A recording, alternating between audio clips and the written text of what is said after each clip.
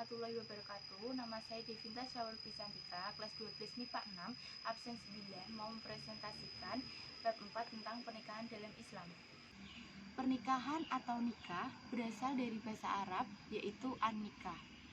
Nikah secara farfiah artinya himbauan, kumpulan atau hubungan intim. Secara syar'i adalah akad yang membolehkan atau halal hubungan intim dengan menggunakan kata an-nikah, menikah, zahwatuka, mengawinkan.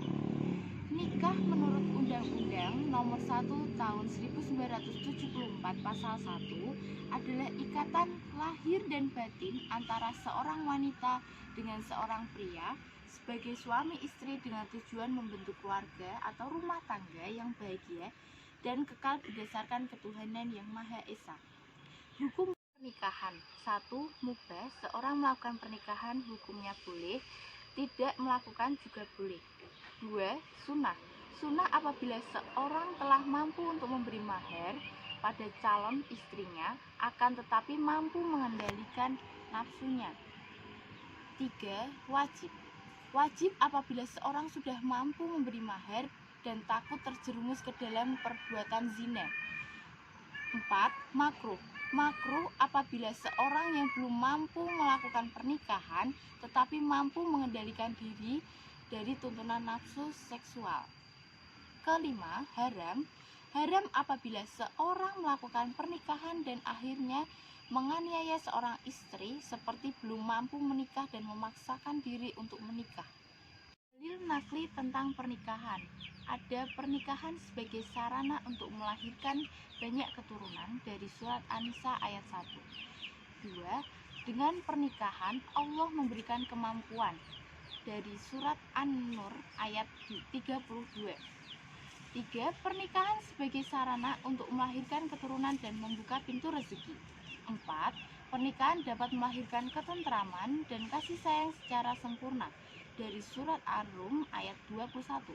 5. Pernikahan sebagai konsekuensi Allah menciptakan manusia sebagai berpasang-pasangan.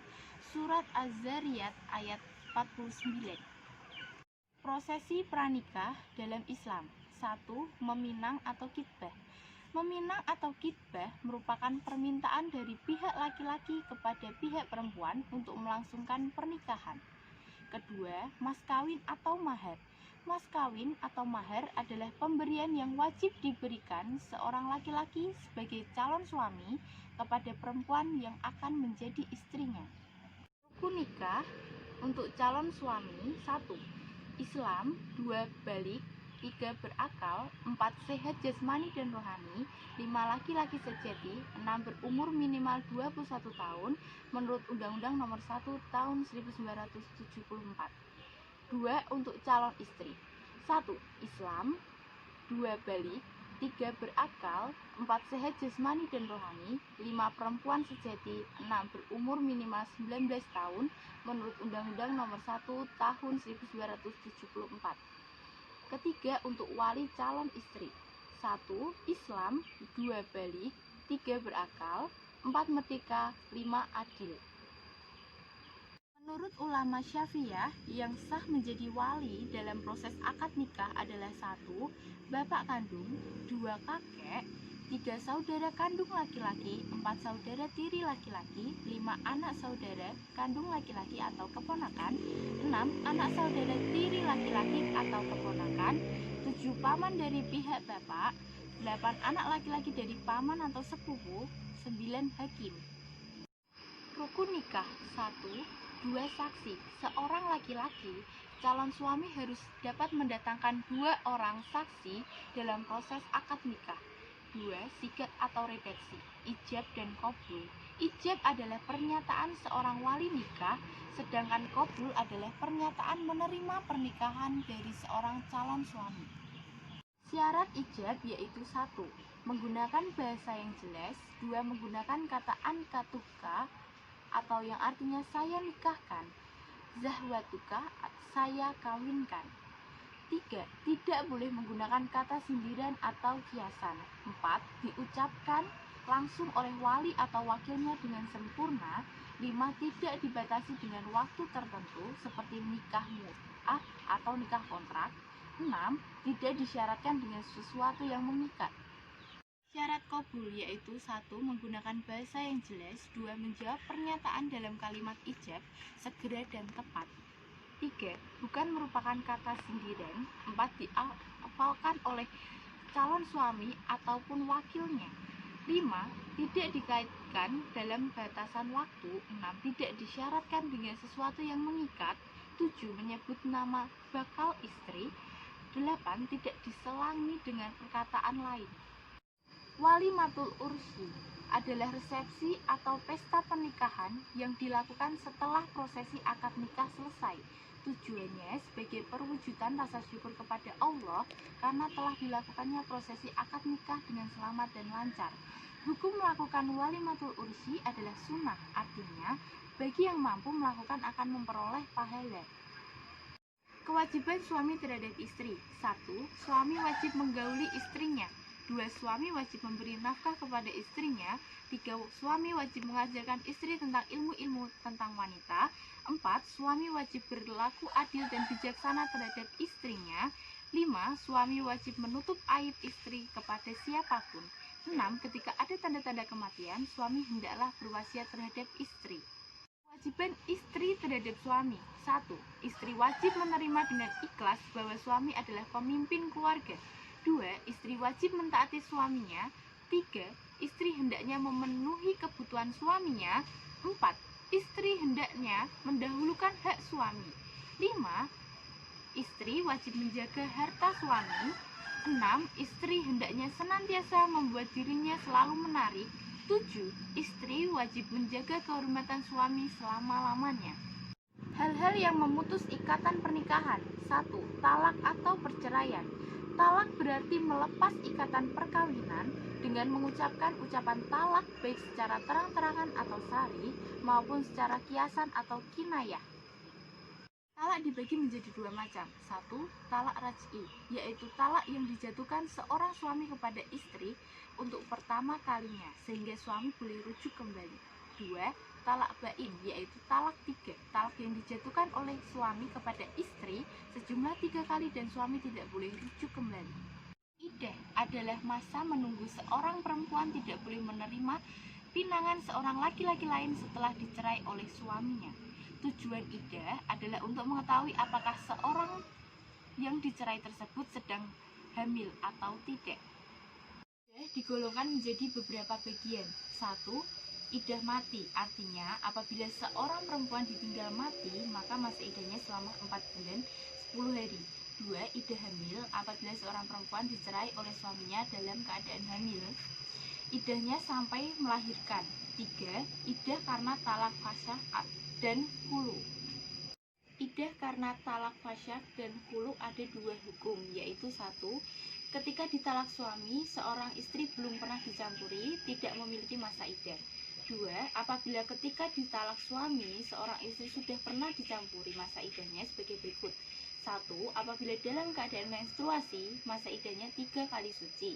2. Apabila dalam keadaan suci, tidak menstruasi, karena sudah menopause, maka masa iddahnya adalah 3 bulan.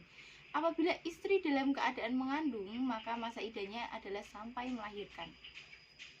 Selanjutnya ada rujuk. Rujuk adalah upaya untuk kembali kepada tali pernikahan setelah terjadi perceraian antara seorang suami dan istri. Hukum melakukan rujuk menurut para Islam adalah sebagai berikut. 1. Wajib apabila melakukan rujuk menjadi lebih baik.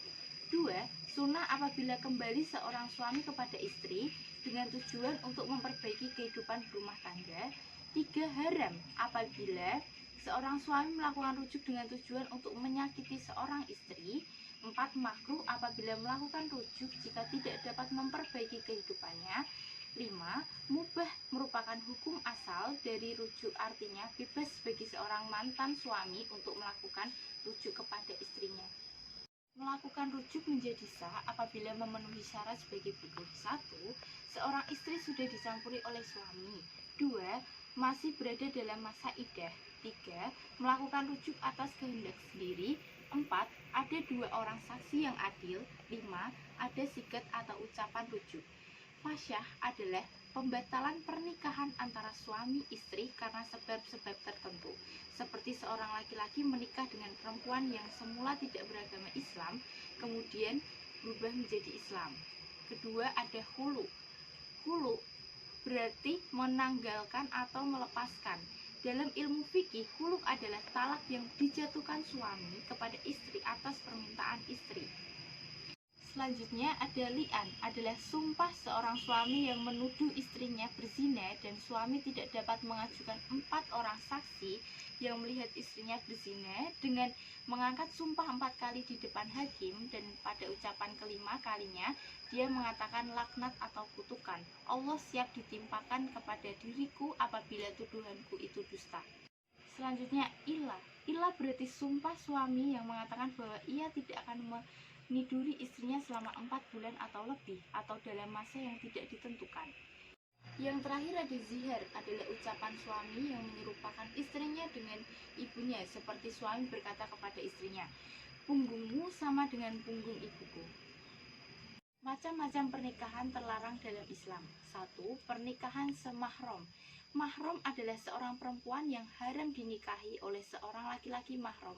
Ada 3 macam, yaitu mahram karena keturunan, mahram karena perkawinan, dan mahram karena sepersusun. 2. Ada pernikahan sigar.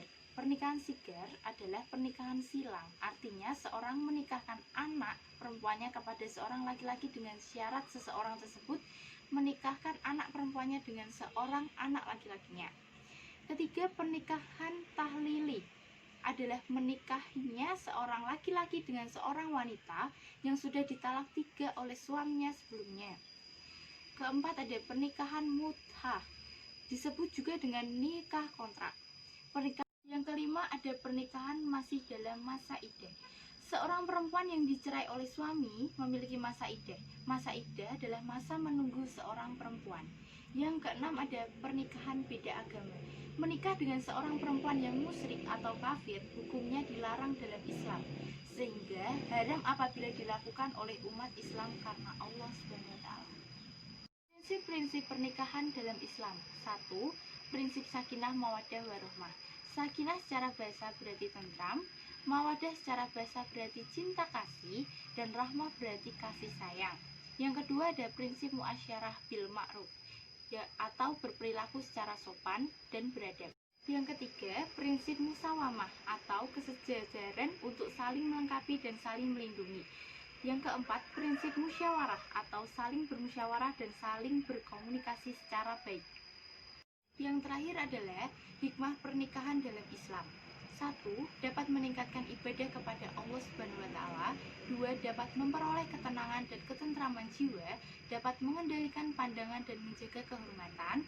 4. Dapat memenuhi kebutuhan biologis secara sah dan halal. 5. Dapat memperoleh keturunan yang sah. 6. Dapat membentuk keluarga yang Islam. Sekian presentasi dari saya. Wassalamualaikum warahmatullahi wabarakatuh.